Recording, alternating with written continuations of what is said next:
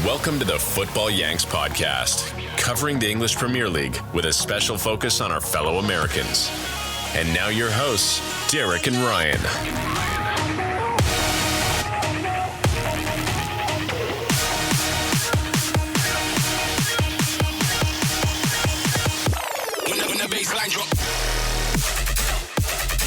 We are back. Chelsea is back, baby. Am I supposed to be Fucking that excited? throttling Luton Town. Hell yeah, Derek. It's the Football Yanks. When you told me you had a good intro, I didn't realize it was something that only you would be excited about. I don't know what I was worried about, man.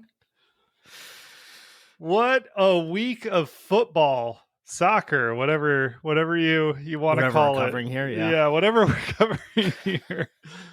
What a week it was.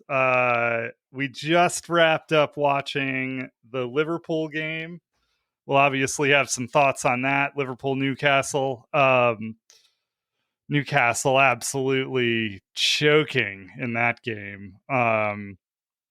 The greatest team in soccer, Chelsea, getting it done against Luton Town at home. Just roaring up the table. Yeah. The easiest game of the season. But yeah, you got to start somewhere. I do have some some thoughts on that, and I want to hear what you think about a particular aspect of that game. So we'll be covering that. And I guess let's kick things off. How are you doing, man?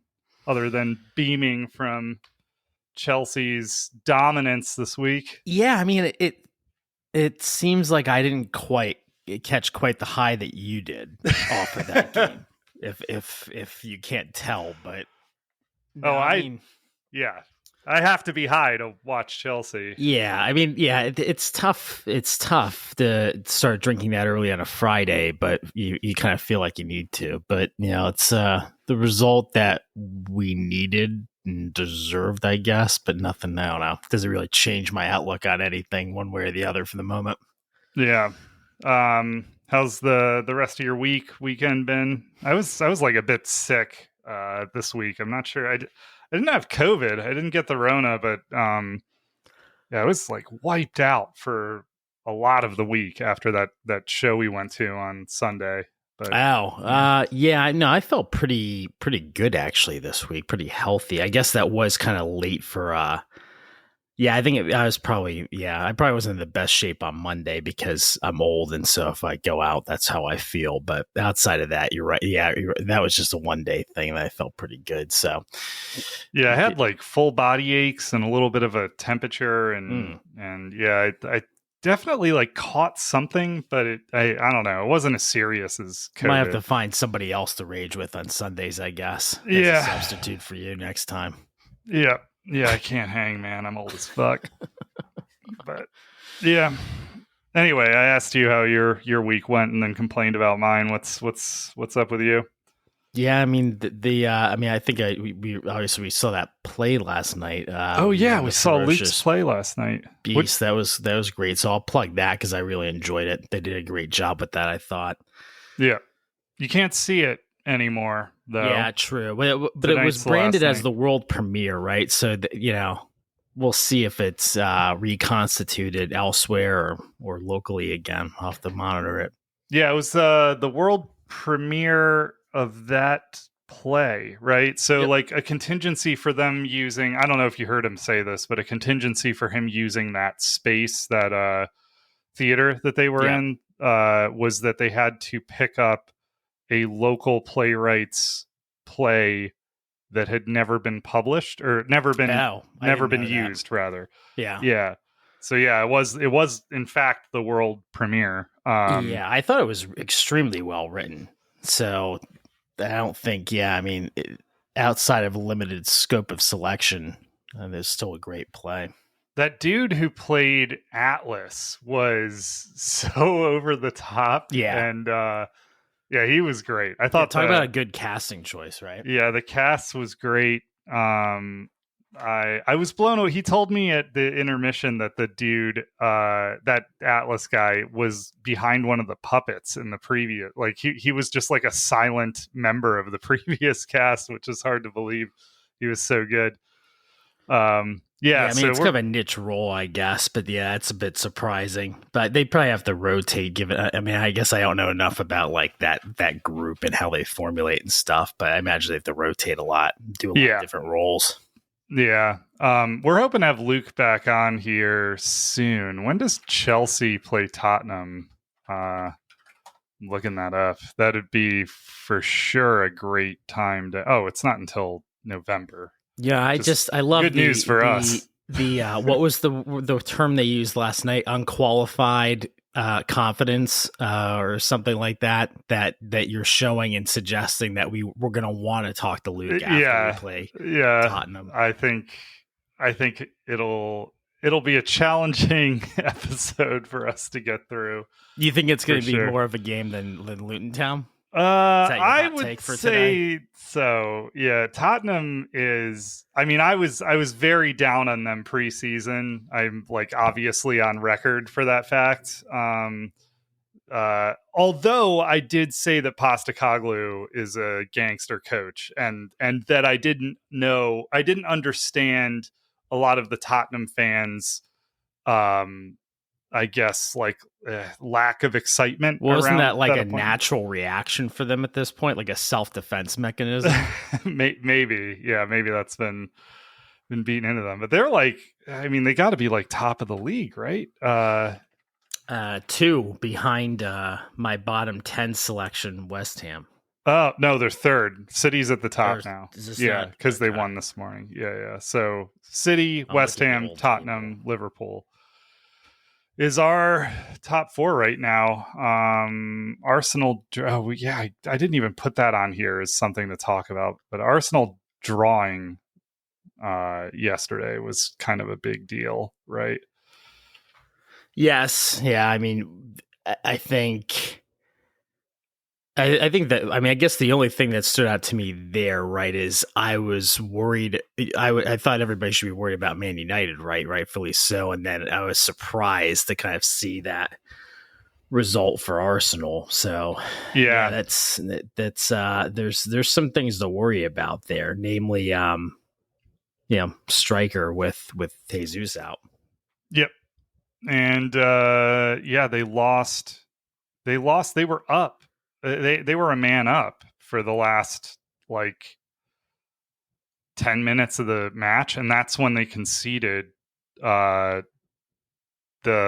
goal to that's when Fulham tied it up, right? So that's right. Yeah. So I don't know. Very interesting. Like the way the season is going already. It's like very dramatic. I think my take that last year was a down year for the top 4 or 5 wasn't wrong, but expecting that to be more solid this year was a poor prediction. It seems like there's a lot more parity, basically all the way through the table. Maybe put Man City above the rest, but until you get to like the bottom 3, I mean, it really seems like there's a lot of competitive games. I mean, even look at how City and Sheffield played out today. I'm so gassed that the EPL's back, American football nearly back, and I can stop pretending baseball is a thing. So I went from like, I don't know what I'm going to watch this week to like, oh, I guess I'm going to work out from home because I need to watch sports for 8 hours today. Yeah, exactly.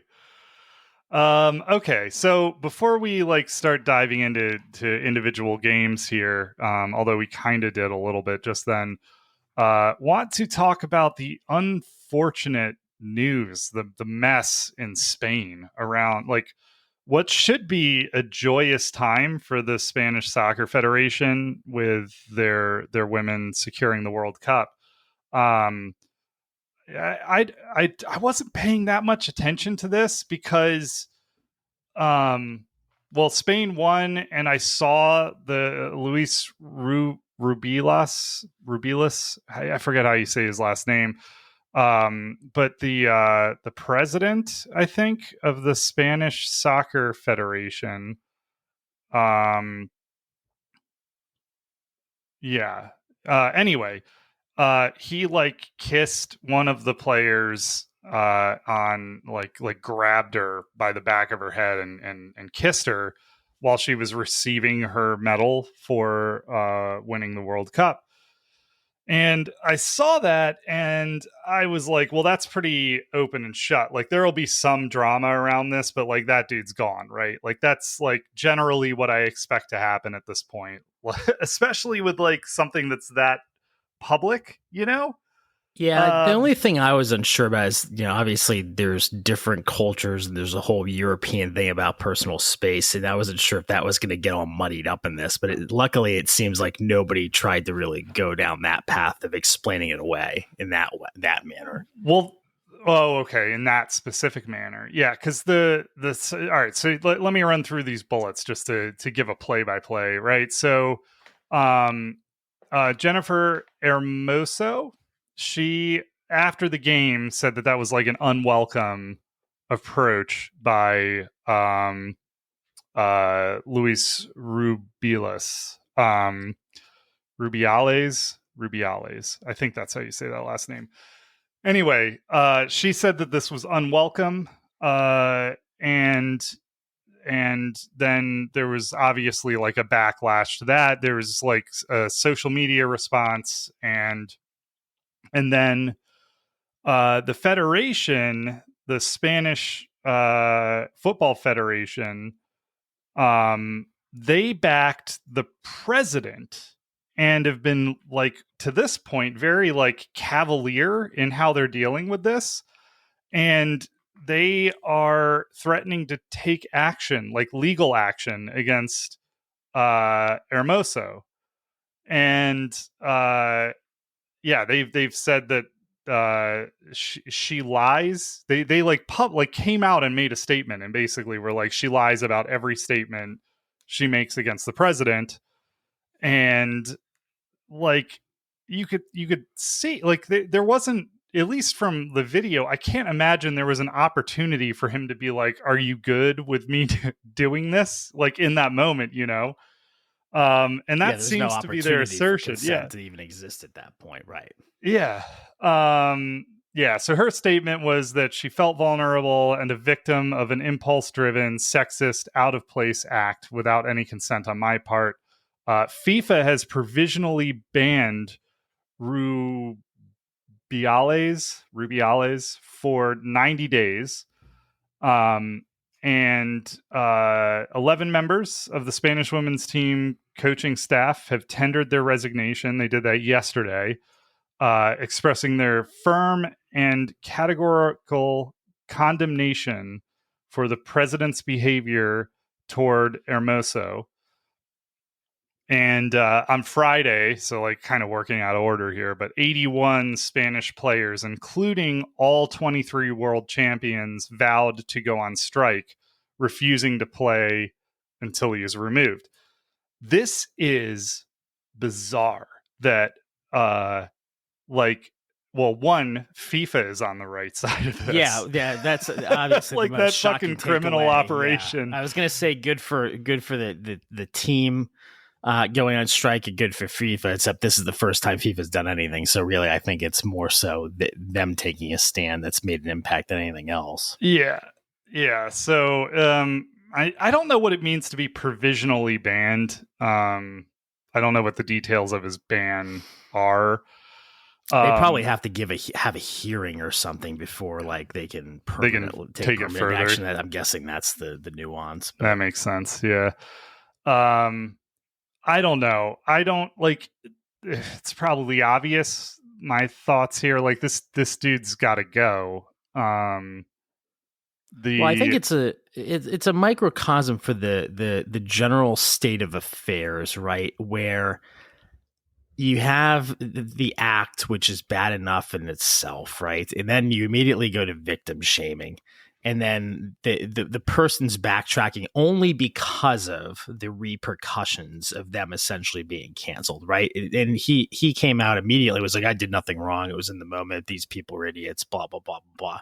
And then only backtracked once he found out that, not that he believed he was on the wrong side of the situation, mind you. The only reason he's reacting this way is because the punitive aspect of it, right?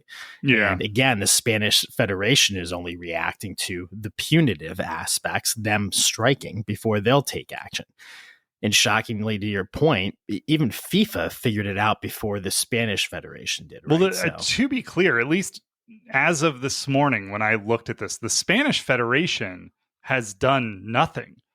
In fact, they have hard backed the president, that's what blows my mind. Like they have come out and made a statement that Hermoso has lied about the like how she characterizes the exchange, I guess, and are backing the president. Now, like I'm guessing as the president of the federation, he has a lot of control over the statements the federation makes. And like who is staffed in like PR positions and stuff like that. So like there's probably a big element of that. The people who have resigned are the players and the coaches. Right. So I mean that's big. And it's not just women players that have they say they'll refuse to play. Like there's been support from the men's Spanish team for this, where they are going to refuse to play until he's removed as well. So they're like goods and bad. Like it's good to see that unity with the players, and with the coaches, but the organization is this like that is troubling, right? Like I don't know what's going on there, but it sounds like the whole thing needs to be cleaved. I'll say the same thing I said about the whole Mexico situation, where they also I don't even think they've been sanctioned yet. You know, the fact that we're having this conversation in 2023 is it's mind blowing to me. And maybe I just have no perspective anymore, but. And granted, like, you know, Spain is on the verge of maybe being a first world country at this point. They're kind of their economics and world status, but you know, I even at that, I expect a little bit higher, you know, out of any modern society at this point. Yeah, the comments made in response to the global condemnation of his actions, the comments made by that organization and by himself are, to me, consistent with exactly the type of person, piece of shit who would do this. Like, he's like only like there was never, based on what I saw, I never had a shred of doubt in my mind that he just this was a problem, that what he did was unwelcome. But if there was even an ounce of doubt in me, the way he's responded to it has just snuffed that out, right? And I'll be honest, I haven't even watched the video of it because it's to your point, it's so simple, right? She said it was unwelcomed. And then they come out and try and argue with that. There's no argument to be had. There's no discussion to be had. It's very simple. Yep. Yeah, agreed. But it's been a big story this week. And to your point, it's not fully played out yet, right? Yeah. Yeah. So just wanted to cover it. I mean, the guy's got to go. The Federation probably has to have a real, like I said, they've got to take a cleaver to that federation, and there probably needs to be a big turnover in personnel overall, based on the response from this. I didn't see any info on what came of the emergency meeting they held, but like this morning, while I was typing up the show notes, I did see that they had met, like there were like emergency circumstances. The Spanish Football Federation is meeting. So I don't know what they're going to do next. Yeah, I mean, the latest I saw was the coach coming out and again ripping apart the federation and blaming them for all the coaches quitting, and just a bad situation. What a piece of work that guy is. But yeah, let's move on. Let's talk about EPL here. Chelsea and Luton. We're both Chelsea fans. We don't have to talk about Chelsea every week, but I did think there's some interesting stories around Chelsea still. And it's more about talking about those facets of what's going on here than this game. Like, Chelsea dominated. They won a game they should have won. It was at home. I don't think Luton is that bad. Their keeper made an incredible save off of Raheem Sterling. Like, he rocketed it through traffic, and the keeper didn't he wasn't that just a Scott Sterling moment? No. Scott Sterling, it would have ricocheted off his face. I thought that you're talking about the one that Sterling took on the full volley and just drilled at him. Yeah, he caught it with no rebound. He caught it, but an inch above and it would have broken his shin. An inch to the left, I think it would have broken his wrist. I don't know. Yeah, any other place. Yeah, but it was a good save. Yeah, the fact that he allowed no rebound, I couldn't believe that. Difference. Yeah, you expect to get a rebound there, and he just you're right. He bobbled it, but he caught it without giving a rebound. Yeah. So anyway, the thing I wanted to talk about, well, one, what has happened with Raheem Sterling? Because he looked like a fucking bum in the preseason. I was ready for him to never start a game this season and us have to figure out what to do with him. He has been our best player, I think, in every match so far. Enzo was lights out against Liverpool, but Raheem looks a real threat. And that dribble he took into the box and the finish was incredible. And I believe he picked out the pass to Jackson too, right? That sounds right. Yeah. So he's really making good on his promise and the contract that was given to him and that move. I know a lot of people have a lot of opinions about Raheem and how he's like a merchant and has gone from club to club. At least he's done it with dignity, unlike somebody we'll talk about here in a minute. But somebody's, yeah. But I don't know. You're right, and he showed glimpses of this, I thought, at points last season, but it definitely wasn't consistent. And I don't think he was ever playing at this high of a level. And coming into this season, it didn't seem like we had solved that situation or he had figured out what was going on. But Ponch seems to have gotten him going the right direction. The statistics, if you look at his individual statistics per 90 minutes, I mean, they basically all doubled in his efficacy, right? So but I know he had a lot going on in his personal life last season. His home was broken into with his family in it and robbed. Maybe he was dinged up. Who knows? Yeah, he did take an injury that hung with him for a lot of the season. Anyway, so I think the most interesting thing that I saw in this game was, and I think the announcers called this out a little bit, but Chilwell was not getting fed at all. And he was kind of nothing was going up the left side of the pitch, I guess.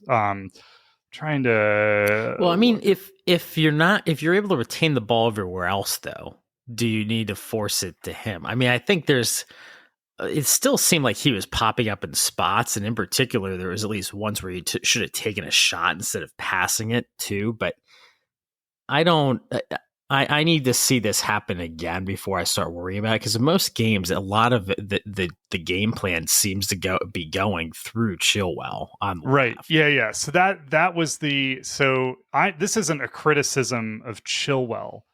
I just was trying to figure out why. So like nearly 50% of Chelsea's action was on the right side of the pitch, As opposed to left or center. Yes. Yeah.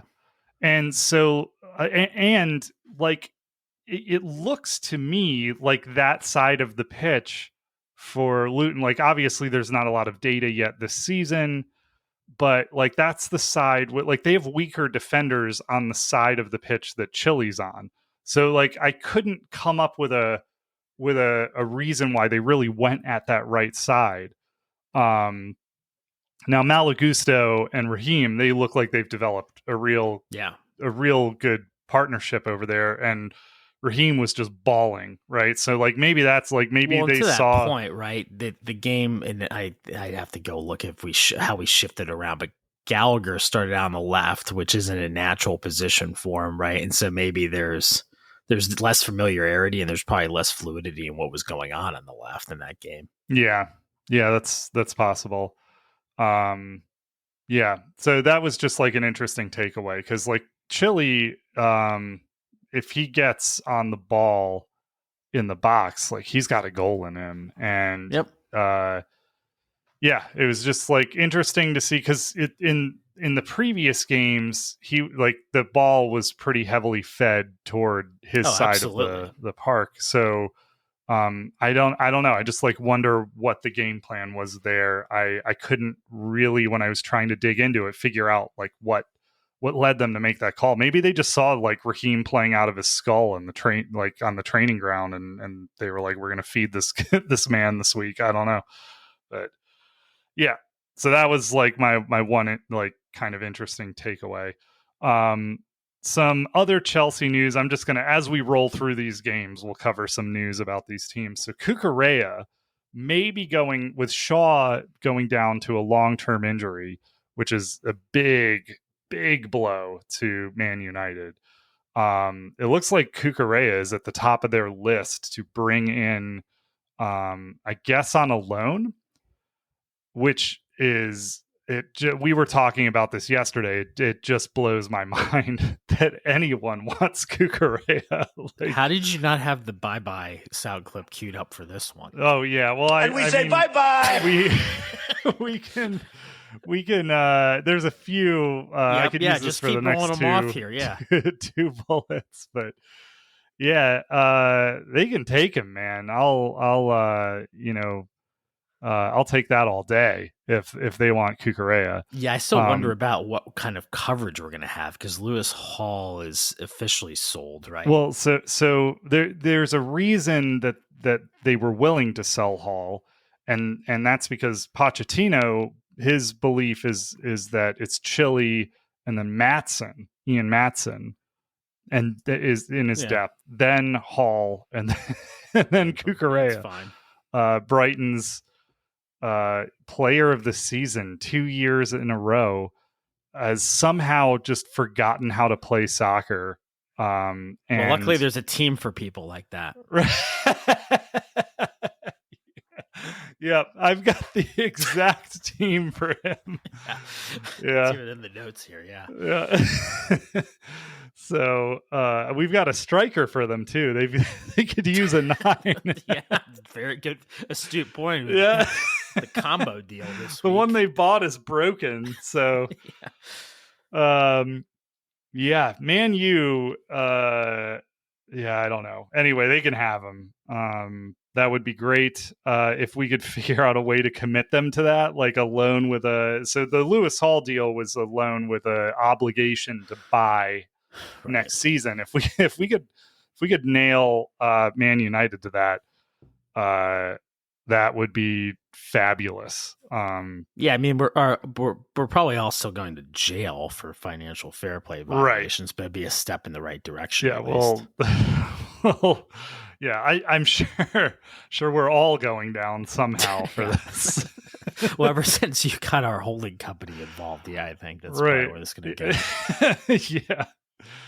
So Lukaku, more drama with Lukaku. This fucking guy, like, I hate Romelu Lukaku. So he met with Pochettino this week. Apparently, he said he refuses to go to Juventus under any circumstances. I guess now he's decided he doesn't want to upset the Milan fans, but it's too late.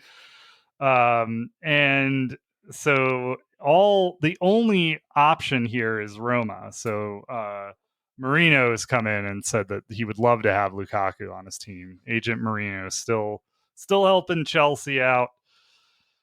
They kind of deserve each other, I guess, in some ways, right? Yeah. They can't afford him, obviously. So they want Chelsea to cover 7 million euros, I think, annually of his wages for him to go there. Chelsea have told Lukaku that like they basically told him he can rot on the U21s or he can take a pay cut and take this loan. So they're like unwilling to take a loss on that loan. So he's going to have to take that 7 million pay cut. Which I fully support in this case, because if you're not going to act like an adult and a professional, at least some extent, then you'll get bent. But he is a fucking egomaniac, right? Yeah. So he might not take it, you know, and then he'll have to play with a bunch of kids for the rest of the season, I guess. Which I don't care about either. No, outcome. Fine by me. Yeah. So I mean, other than I guess the next bullet. So in Chelsea news, so Swedish Rumble is a like very well known Twitter account. I don't know what their actual background is, but it's a Twitter account. Swedish Rumble and Swiss Ramble, I think, are the two accounts, and they track club finances and try to project their financial fair play health, I guess.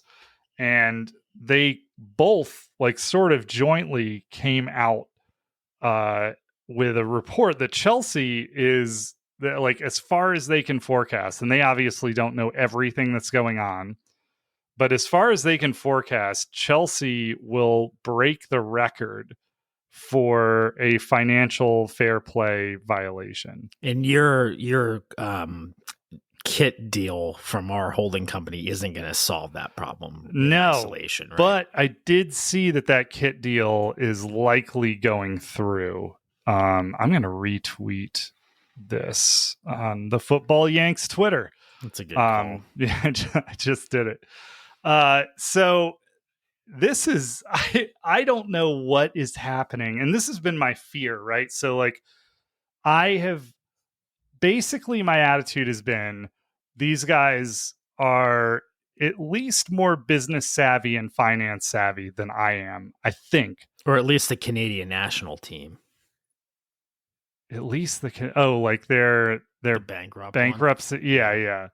But I've just defaulted, like I've been nervous about the money being spent, but I've been like, Clear Lake, like Blue Co, they must know what they're doing, especially with them. Like they've been coming forward with financial malfeasance from the Abramovich era. They've been very forthcoming with that.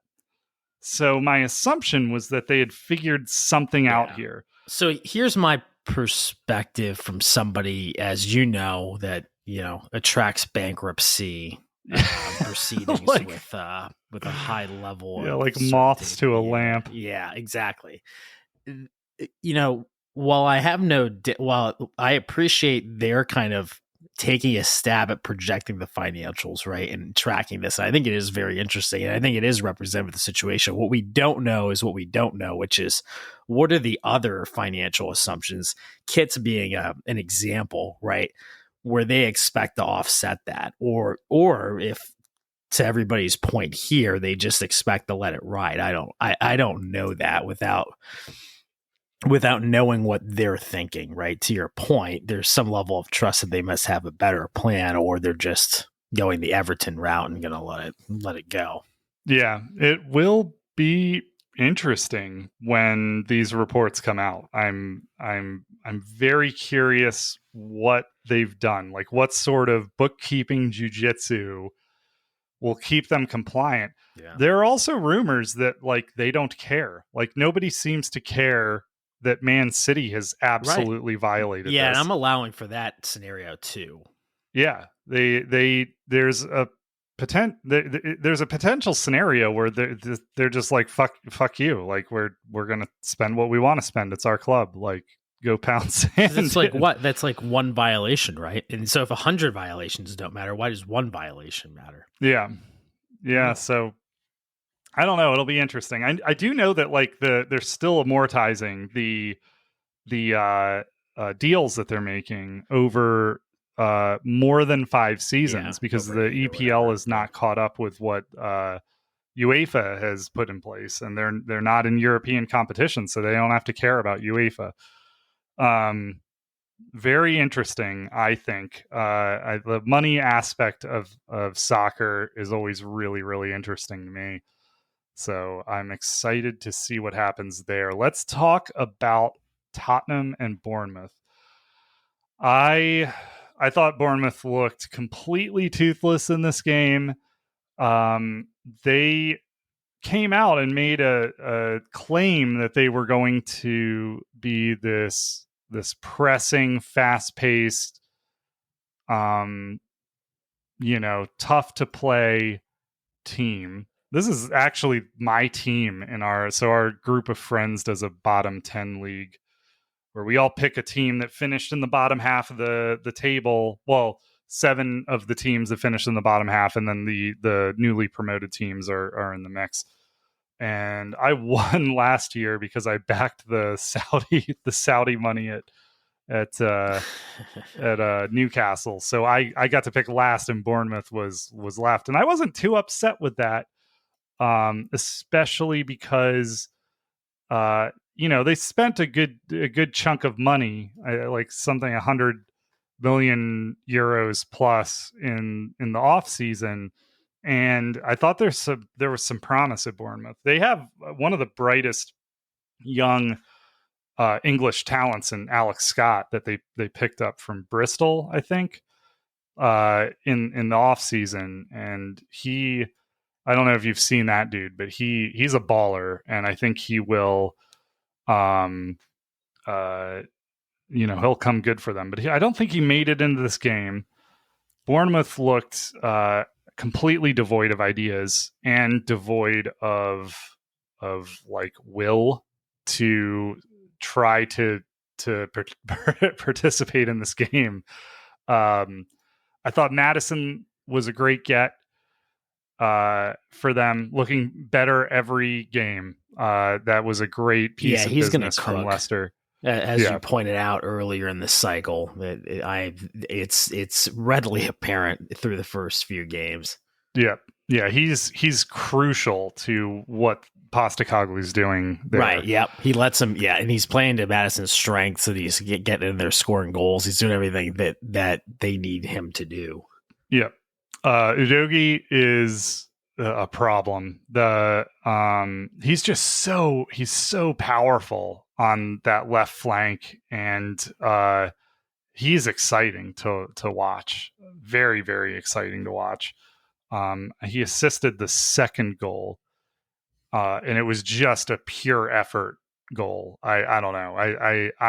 I've been loving watching him play. Yeah, wish Tottenham was a lot worse than they are. That's what I was going to say. Something similar, right? They've surprised me, and I guess us, right? In a couple. Luke is going to be insufferable, man. Yeah, but I don't know if he named Odie or he thinks Richarlison's going to be the next Ronaldo and stuff. But I mean, the team has been surprisingly good. There's been some Porro as well, another great individual performer so far. So, yeah, I mean, they've certainly moved up in my if I remember right, I don't think Luke was that stoked about the Porro deal.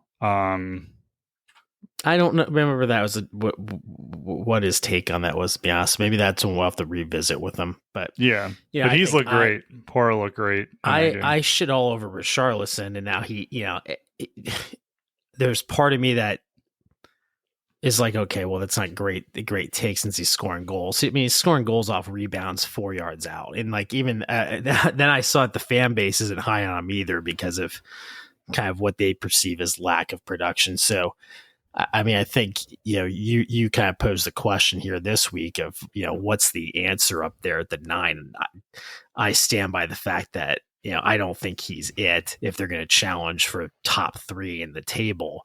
I think he can keep scoring goals from 4 yards out, though. And, that is what it is. I don't think he hasn't scored a goal. I thought he had 2 from inside the 6 already this season. No, he has none, man. 3 matches played, 0 goals, 0 assists, 1 yellow. What am I watching? All right. Yeah, but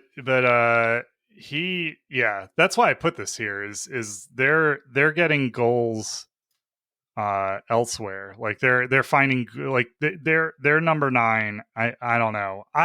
Richarlison looked great in the World Cup. He looks great for Brazil, but he never looks up for it in the EPL. I don't know. And they've got 100 million euros burning a hole in their pocket. I don't know. Even at, I mean, you're like expected goals at 0.4 versus James Madison's 1.3. Yeah, out of your 9. Which is Christian Romero has more expected goals than he does. Yeah, I mean, it's okay. So never mind. My take was rock solid. Yeah. There's no, I don't think there's any nuance here. He's just not good. Or I don't think, God, he played 27 matches last season with 1 goal and 3 assists. Yeah, he's not I mean, to me, like him, Anthony, Sancho, they're all in that same bag of crap of overspend on attackers in the Premier League that need to go find greener pastures. Has he, like, I wonder if his transfer mark profile has tanked. Yeah, it has. It's been receding. Yeah, man. I don't know. It's been receding much like the rest of their transfer profile, but it sounds like, I mean, at least now they found some younger guys that are on the up and up. Yeah. Yeah, I don't know. I wish they were worse than they are. I don't think I have any more takes on this specific. No, we just got to keep watching and hope for the worst. Yep. Yeah.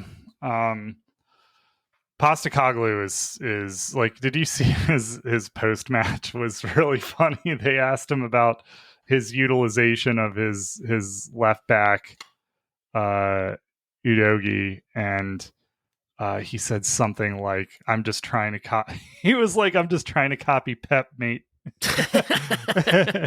Like he's just like a really funny interview. He's getting the most out of that squad. He like I don't know. I think he's a great coach. He's looked like a great coach. Yeah, he's fun. So. Brighton and West Ham. This was the biggest shock for me of the weekend by a lot. I hadn't thought Brighton about what the biggest was. Home. But... Yeah, Brighton at home. 25 shots, 10 shots on target, 78% possession to West Ham's 22%. Yeah, I mean, I guess when I look at the stats, I'm less surprised than the outcome, right? But yeah, I did not see this result coming. I mean, I'm a little surprised. Like, so the notes that I put here, like, I put a bullet that says, "Who wants this?" Like, this, it's not fun to watch West Ham park the bus and just counter clinically, which good for them, man. James Ward-Prowse, they got an absolute bargain on him. And he's transformed how lethal they are. He's playing defense really well too. He's intercepting passes. He's turning the ball over and making his reads on just middle of the field passing lane interceptions are unreal. Like people talk about having eyes in the back of your head. Like he's not even looking at peeking behind him, and he knows what's there and where the ball's going. Yeah, he's really good, and his set pieces obviously are nuts. Yeah, I don't know, man. I didn't see this one coming. Well, everybody, I mean, it just goes to show, like, by us and everybody else, we thought that the Rice departure was gonna create an unmitigated gap, and they look great. Yeah, and they're gonna get even better because Harry Kane is coming to West Ham, or at least the deal's Harry back Maguire on. or Harry Kane? Harry Maguire, sorry. Okay. Not I Harry don't want Harry the listeners Kane to get would too be. excited about Harry Kane coming back to break the record already. Yeah, Harry Maguire. He'll be. The move is back on. I gave you shit about this. Last week. How are we reporting this? That it's back on and it hasn't come to fruition. And I already got yelled at for saying it once. Yeah. How is this back? Well, you said it was a done deal. I thought, okay, but I don't know what exactly I said. I think, I mean, I stand by the fact that Harry Maguire needs to go somewhere else. But I mean, West Ham's doing well though, so I'd kind of hate to see that happen to them. I don't. If you look at the profile of player that's on Man United, I think you could make the case that he's right at home. Yeah, well, I guess that's kind of where I'm going with this. Right? Is like why transfer that problem to West Ham? Right? Point? Yeah, West Ham is like in the top 4 right now. Why mess that chemistry up with Harry Maguire? Yeah, I don't know. Brighton just not clinical enough in this. They threw the kitchen sink at trying to get back into and win this game. Yeah, you can't fault the strategy, right? Yeah, but they just, I mean, West Ham's counter is lethal, and you really have to plan to stop that. It hurt Chelsea and it hurt Brighton. This made me feel better about how Chelsea performed against West Ham. But got some athletic guys that can run at you and behind a whole layer that can play the pass in behind. And they play within that system. Like you said, they get set up and they know what they want to do and counterattack. Yeah, Ferguson finishes a couple of his opportunities and it's a completely different game. Yeah, I don't know. I don't have much else to say. Well, yeah, I mean, out of 25 shots, I think that's the synopsis, right? Yeah, 10 on target. Yeah, and only one went in. It's not great. We've been talking about great. Yeah, we've been talking about Man United. Man United nearly got pumped by Forest. This was, I mean, for a minute, it was a lot of fun to watch this game. Yeah, I thought 5 minutes. Yeah, it was disappointed to kind of see, in a way, I was disappointed to see Arsenal end the way it did in this game to end the way it did because of how poorly they were playing. Yeah. Unfortunately, I think Sergent took a long-term injury. Like he's going to be out for a minute in this game. So, that obviously affects the U.S. team. Like we like to see the men's national team players doing well. Who is that? It's Shaw or Sergeant? Sergeant, right? Sergeant's he's playing in the championship. I'm pretty sure. And I forget what team it was, but maybe I missed that. What am I on about? I guess the injuries. The 2 injuries that I remembered, right, were Shaw and Mount, right? Oh, he's at Norwich. Yeah, Norwich, okay. Yeah, Norwich. Yeah. I fucked that up. Anyway, but Shaw, he is injured. Shaw's a problem. Sargent got injured. He took an ankle injury. This which is true. Yep. Yeah. So Shaw Shaw took an injury. Who was the other one? I thought you said Mount was hurt too. Mount didn't play. He's already picked hurt. up he didn't play, and apparently in training he got injured in some way. I didn't notice a difference because he hadn't played in the prior 2 games. Oh man. Yeah. And another one. And another one. And another one. And another one. Not participated. Like, Chelsea has now won a game. And like Mount has yet to win a game, I guess. Like, Man United won this game, but like Mount was a non-participant. I don't think he was on the bench because of his injury. So yeah. Hate to see it. Mr. Chelsea, not not doing well at. Well, what's bad when Anthony's on the field more than you are. Yes, yeah. Anthony is shocking. Like, I don't know how that guy gets as much game time as he does. I said it in the preseason. He leads the league in ball rolls in the corner, and so if that's a stat that helps your team win, then he's great. If not, then I don't think he's ever going to come good. And they way overpaid for him because I think Ten Hag coach him in the Netherlands? I think that's how that connection happened, and it's a shocking transfer, that one. This team does not look good, and I worry about them. Not that I like really care what happens to Man United. Yeah, you hate to see it. Yeah, yeah, but there's something wrong. Like, there's something really wrong with this team. And it's going to be interesting to see. I mean, it kind of feels like this happens with them every season lately, where at the beginning of the season you're like, what's going on with these guys, and then they start to pull it together in the mid to late season and somehow hang out in European spots. But they don't look good. There's enough talent to go on, right? But they don't play like a team, and so that's where it kind of falls apart sometimes.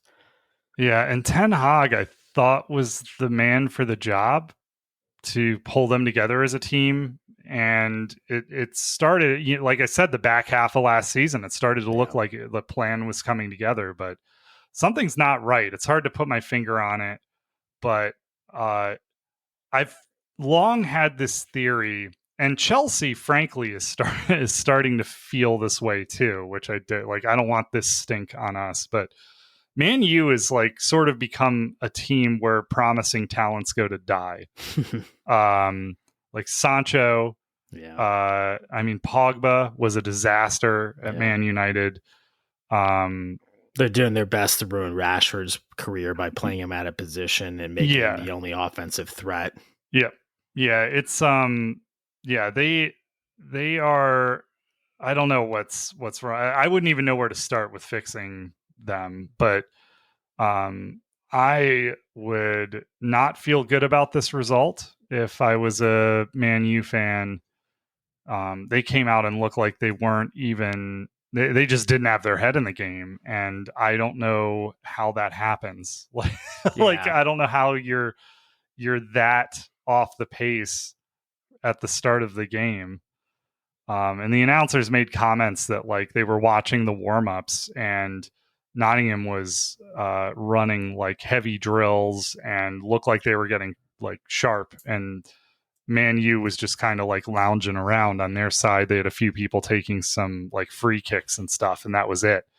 And that does not bode well, right? Like maybe Ten Hag is like a fraud if that's the, like, maybe he snowed me is what I'm trying to say. If that's the type of ship that he's running. He had a weird pedigree coming in, so it's possible that kind of starts to unravel now. But I mean, I don't know. I think my take in summary, given the way they handled the whole Greenwood pile of shit. That too. I didn't even. I just say fuck them at this point. So yeah, yep. All right. So City and Sheffield. I threw this on here. It was like a very boring game until the last 10 minutes or so. And I don't know. Like Sheffield has a good defense. Anil Ahmedhodzic, I think is how you Ahmedhodzic rather. Yep. He's very, very good. I don't know what he was doing. The announcers kind of asked the same question. I was like typing it out to you as it happened as well. But like he like made a run. He plays right back for them. And he made a run and was like all the way on the left side of the box and tried to get a foot on the ball on this cross and looked kind of silly. I just had no idea what he was doing that far up the pitch. And yeah, it was pretty wacky. Weird game. The thing I wanted to talk about here is like, what the fuck is Man City doing with Phil Foden? Like, why was it the 85th minute when Sheffield gets the equalizer that they're like, okay, we'll bring on Foden? Like, this dude would start for virtually any team. And, you know, for years, it's kind of been like, well, trust Pep. Pep's the master. Sure. Pep says this is like a very promising talent and they have to be careful with how they introduce him to this level of soccer. But dude's 23 and he should be working his way into a position where he's one of the first names on the team sheet. Like he's one of the brightest talents that England has ever produced, to my mind. Well, to your point, and on top of that, right, would you rather Foden running at people, cutting in, trying to play inside the lines while also knocking in some crosses, taking some shots, or would you rather Jack Grealish stand on the ball for 45 minutes trying to draw a foul and then complaining to the ref for the other 45 minutes? Yeah, I don't like Grealish. Like he's not a likable dude. I thought he did have a great assist in this one. Yeah. So he wasn't the problem though. Like the guy they yanked in favor of Foden was Kovacic, and I just don't know how. Like, what's going through your mind where you're like, Kovacic has more to offer to this game than Foden? Especially against Sheffield, where you're not like, it's not like, oh, I need Kovacic out there because he'll make 2 interceptions a game. No. Right. Yeah. Put Foden in there because you're going to go pump. Right. You're going to go pump Sheffield would be the plan, I would think. This is, it's just becoming more and more puzzling to me. I don't know what's going on with Phil Foden. I looked it up today because I couldn't believe, like, the game seemed to be just crying out for a Phil Foden the whole game, like what he can bring to a game. And I looked it up and he like, I think just recently renewed with City. So he's got like a 5-year deal. Like he's got 5 more years on his deal. I would be demanding more like playing time than him. Like KDB is down. I just don't know, like, why can't he get into this team? I don't know what City is seeing that I'm not getting. I guess. I mean, I think they're going to need him through the season if they're gonna win the Prem. So I think we'll see whether this nonsense holds, or to your point, they kind of figure out how to use them. Yeah, really bizarre. But that was like one of my big takeaways from that. And then we've got Liverpool and Newcastle. Yeah, what a game. I mean, this game is the game of the week of why you keep watching the game, right? Yeah. Bizarre. I just like, You're sitting there wondering, like, okay, Liverpool sitting back because they're down a guy, so you get it. And so, like, okay, they're just going to try and play for a counterattack or a mistake, right? And, like, that's exactly what happened. They had 2 counterattacks, and that was it. It was the same counterattack, too. The same side of the pitch, basically the same goal. Yeah, from the same guy Nunes. They dug out of a 12-foot grave that morning before. Yeah, why? I don't know why Nunes does. I think you and I probably have some disagreement on this. Nunes is like gearing up, or was until this game, gearing up to be like a huge transfer bust. I think they paid like $100 million for him, or 90, something like that. Correct. And he like can't get a game from Klopp. And there was some like, I remember there was an interview last season where he was like playing, he plays for Uruguay, right?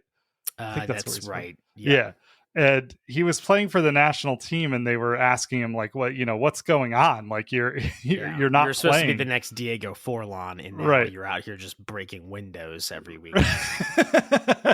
And he was like, I can't understand the coach. Like when he talks, it's confusing to me. And I was like, this is bad. he can't understand the coach. Klopp, who speaks perfect English. Yeah. Yeah. And I was just like, well, that's a fucking hot mess over there. But maybe what he meant is Klopp uses too many riddles and I don't get them, and like realisms. It could be like Klopp speaks like perfect English, but he does have like a German accent, right? And then Nunes, like English, not Nunes's primary language, and he was maybe in the process of picking up the language, and he's just like, dude, I try to listen to this coach's instructions, but I don't fucking know what he's saying. And but anyway, they brought him on with like 15 minutes left in the match, and he bags 2 goals and digs them out of this hole that they're in. Short-sighted. Virgil van Dijk taking his first red in 7 years, I think is what they said. Correct. I thought it was the right call. I thought Agreed. They should have awarded a pen for that foul, because you're supposed to, if it impeded a clear, if you make the case that Isak would have been on goal, which he would have, that was the last defender, then you're supposed to award a pen. That might be a change this season.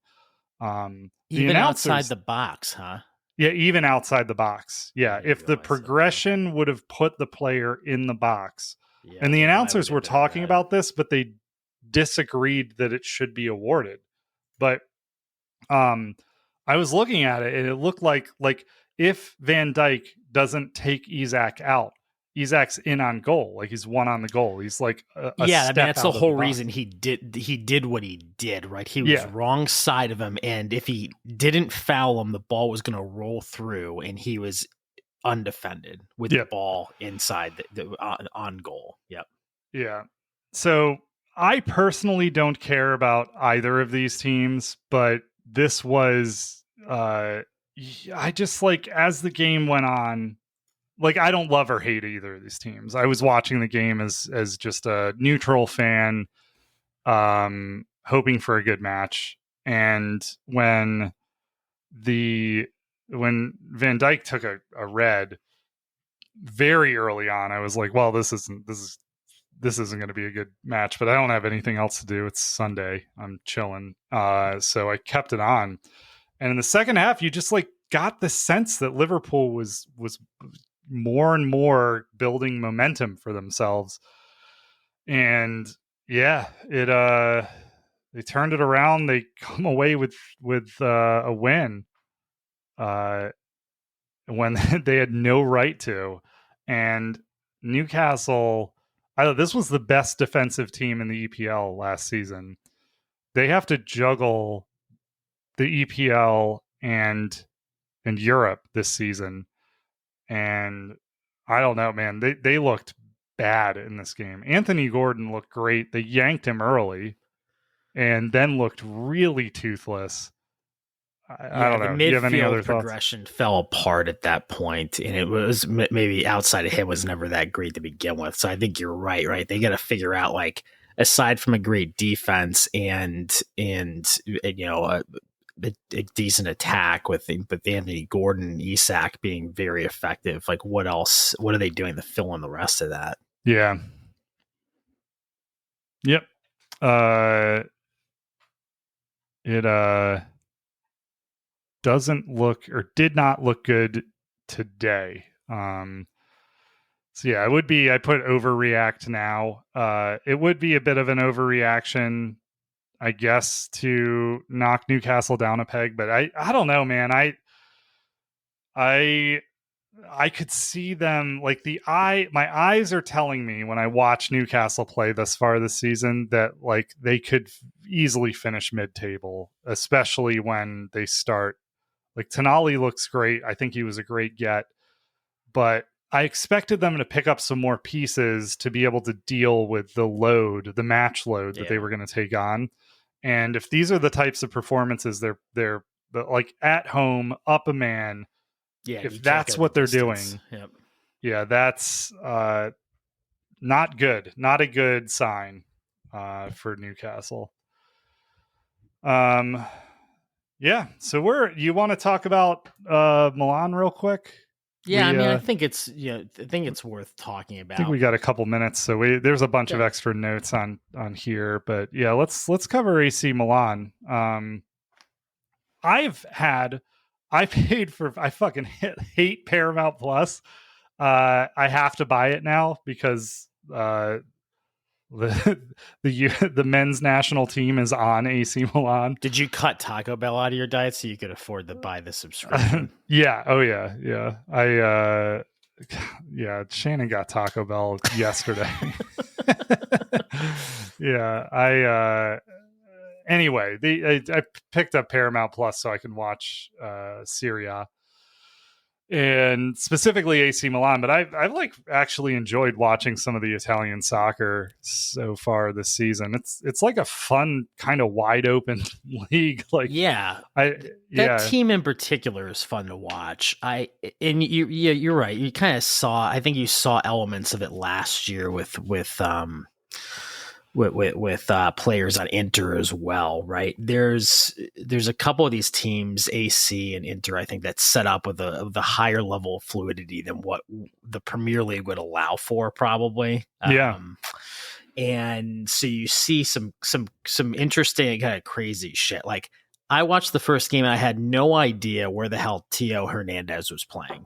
I would have had no idea that he was a fullback, because they basically set up in a 4-3-3. They make one pass out of the back, and then Theo Hernandez just takes off in any fucking direction he chooses, right up the middle, up the wing, wherever. It'll pop up in the box, deliver a cross, whatever. And they kind of allow the rest of their team to form around that too. Like, you'll see Pulisic will cut in sometime a lot, right? He'll come across the formation all the way next to Leao. They'll overload one side. Dude, what a player Leao is, by the way. I'm blown away. Like he's every wasted time on that team in a sense, but it's fun to watch. He looks like a man amongst boys when he takes off with the ball and just kind of uses his strength as well and the skills there. Yeah, he's a real complete attacker. He just signed a new deal with them, right? I think. I believe that's right. And so I think, given his skill set, and last year, I guess one of the things I want to highlight is last year they were basically entirely a 4-2-3-1 team, right? And had made the decision, I think, probably around the time they decided to bid on Pulisic to move to the 4-3-3, which probably more naturally fits Leao and more naturally fits Pulisic, and fits very well with the midfielders they have at the moment. My sense was that Yunus was going to come in and supplant somebody immediately, either Krunic or Loftus-Cheek. Loftus-Cheek is playing great. Yeah, he looks awesome. Those two are making Chelsea look so foolish. Yeah, well, and don't forget Tomori's there too, right? And yeah, so like in Giroud, right? Like it's like watching the Chelsea cast-off squad. But dude, how bad is that Chelsea team crying out for someone like Giroud, like a model professional? Yeah, just to put it. Yeah, even if you could put him on the field, game. Yeah, they don't have a 9. Yeah, and it wouldn't have been expensive to keep him either. Like, no, yeah, he would be molding that team. Yeah, I don't know. Anyway, he probably wanted to start like max minutes and stuff too. I got the sense, but you're right. Like true. Piece, but he fits so well on what they want to do there because you have Leao and Pulisic running all over the place, Tio Hernandez running all over the place, and Giroud can just post up and poach goals in the middle. Like, he's not even having to get involved in the interchange half the time. He's just there scoring goals. He's a phenomenal target man, hold up forward too. Like, so when you have these like fast technically gifted wingers, you can receive the ball, hold it up, and lay it off to one of them, play it in, and then like make your way into the box. And so I think the fluidity of that team is still, I feel strongly it's still a great fit for Musa, but it's going to be tough to break into that midfield 3 with how well they're playing right now. Yeah. Well, once Rangers being the other one, but he's in, again, he looks like almost like a real effective cam for them in that system. Once the match load picks up, true, that'll help. Yeah, I guess I'm not worried about him having playing time. I don't think he's going to be I'm not sure when or if ever he'll be the first choice starter in that. 11, yeah, we'll see. Yeah, they're just blasting. It's it's a lot of fun. It just feels so open when you watch these like entrenched EPL matches, and then you watch the soccer and. In Italy, it's like wide open. It feels it is actually refreshing. I'm glad I've started watching this game, so I get a little bit different perspective of a different style of play. Yeah.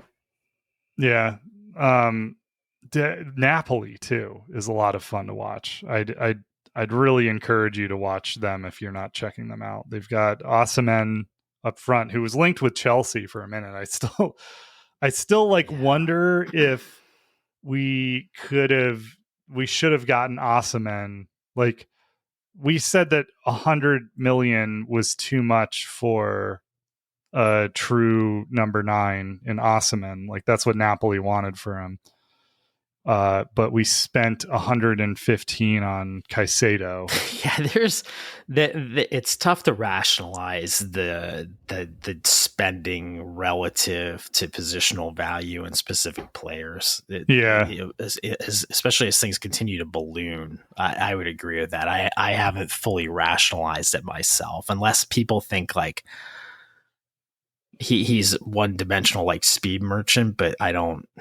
Again, I don't know that that's a fair assessment. Have you seen this guy Kavicha Kvaratskhelia? I think is how you say his last name. He's a Georgian. Ring a bell, but that doesn't mean I haven't seen him, I guess. Yeah, so he plays, I think, on the left flank for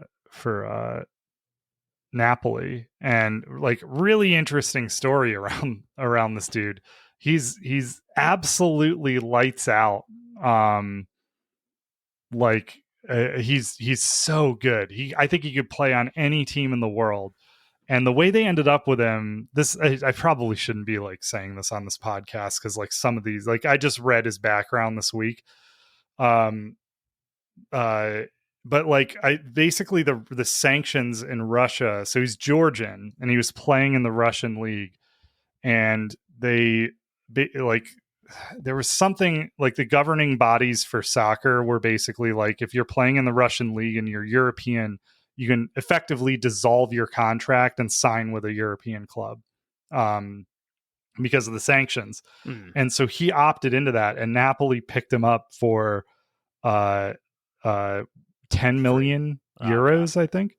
And he won the MVP last season. I think. If not, it was he was the MVP for Napoli for sure. Let me make sure. Are you saying you shouldn't bring this up because you're afraid of your plane getting blown up? No. I'm like, yeah, I'm gonna get the Prigozhin treatment. Yeah. I just want to make sure that my facts are right because I didn't prepare for this. Yeah, he was named the Serie A. Ukrainian last name. It'd probably be me first. Yeah, he was the Serie A MVP last season, and he's worth like 100 million euros now. And Martins is still there too, right? Dries Martins. I think so. Maybe. Yeah. Yeah. Anyway, they call him Cucurella. There, like that's their nickname for him. He's a baller. Like you should check out Napoli. He hasn't played yet for them this season because he's coming back from an injury, but I think he's going to start this week. I need to take a fuller look at what the Serie A games are because I've only picked out Milan, but you're right. I'm already paying, through the nose to Paramount. Might as well watch some more content. Yeah, I'm just throwing matches on while I the days I work from home. I just keep them running in the background. Yeah, I admittedly, I will never claim to, or wouldn't to this point. Maybe I'll get there, but claim to be a Serie A expert. And I don't know. It's fun watching them. It's definitely very different from the EPL. Yeah, it's good for broadening viewership in the US, having Pulisic there and having more viewership. If the access is limited. They said he's the top selling. He makes up like 50% of jersey sales or something like that. 40 or 50% of jersey sales for Milan. And they like him there too, right? And rightfully so. He's gonna out and prove that already. Dude, Chelsea looks so stupid right now. Well, what else is new? He's killing it over there. Yeah. Love to see that. I'm happy. I'm happy that Pulisic appears to be happy. I hope he stays healthy. He's very injury prone. I haven't seen him taking just getting the shit kicked out of him like he was in the EPL. And no, I think this is good because that won't happen to him as much. But I would agree with that. Yeah, like the refs don't allow it. He's playing the ball. The system fits a little bit better. Yeah. All right, man. You got anything else you want to cover? One of the things I did take note of that I don't think I put in the list was, we didn't talk about. I don't think we talked about Fulham's game this week, but Anthony Robinson. I don't know if it was this week. Maybe it was just this week's game, but I think he had the most distance covered and the most sprints, and just generally looks really strong in defense. Looks strong going forward. He almost has that. He's got that Reece James like swagger right now, where there's a 50-50 ball, like somebody else is getting dumpstered, and he's going to be standing over a body on the ground, and it's great to see. And definitely kind of one of the core pieces of that team at the moment. So I've enjoyed watching the bits of him playing this season. I think kind of goes along with the overall story with Pulisic. It's been a lot better season for the Yanks in the ranks, as it were. It even aside from the Leeds disaster last season, it just wasn't that great for watching. So looking forward to more of that this season. Yeah, I'm trying to pull up so that we talked about that game, the Fulham Arsenal game, a little bit. I didn't throw that on here to go over in depth. Yeah. Sorry, I was trying to see if I could find exactly. Yeah, I mean, it wasn't. To be honest, it wasn't that. It was interesting of a game in that how Arsenal being disappointing in that game, I guess. Yeah. And that being a big surprise, but Fulham looks like a pretty intact team with some talent there. Yeah, it looks like he had a good game. Yeah, loved that. Arsenal, I don't know. There's some question marks around that team. Havertz with a 6.1. That might be.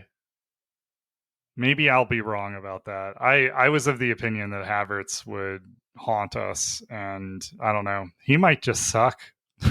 I don't know. Yeah, I mean, like he was in the box a good bit, but just couldn't get it done. He had the one shot, like it wasn't. I wouldn't say it was his fault. He did well to even kind of get to it. It was well defended. So I don't know. I don't know that. But again, like For me, I don't know that he'd be playing any differently than Jesus would be if Jesus was healthy. Like there's just not those golden opportunities that they're producing at the moment, and so. We'll see how that evolves. I mean, maybe Rice needs to still kind of grow into things, and Trossard and Saka look good though. So then I guess at the end of the day, it's something through the middle, and that's where Havertz is playing, right? So yeah, I bet Raya starts. I think Ramsdale looked poor in that match. I bet Raya starts their next one. Yeah, I guess we haven't talked about that. I haven't been paying close enough attention to that competition's playing out, but you're right. It looks like that there's an opportunity for a change there. Yeah, we'll see. Well, I think that was the only other tidbit I had. All right. Well, I guess that's a pod, and we'll catch you all next week. Yeah, I'm trying to. I off the top of my head, I don't know what the big matches are yet. We're still digesting, that Liverpool comeback. Yeah, that was what a game, man. But yeah, we'll catch you all next week. We have a Discord we have a Discord now that'll be in the podcast notes. We are ramping up our social media presence, footballyanks.com. Please like and subscribe. And we're also on YouTube now. So we're trying to target this on all platforms. So get this into as many ears as possible. Thanks, everyone. We'll catch you next week. Bye, everyone. Thanks for tuning in to the Football Yanks podcast. Be sure to subscribe wherever you heard this podcast so you never miss a future episode. We'll see you next time.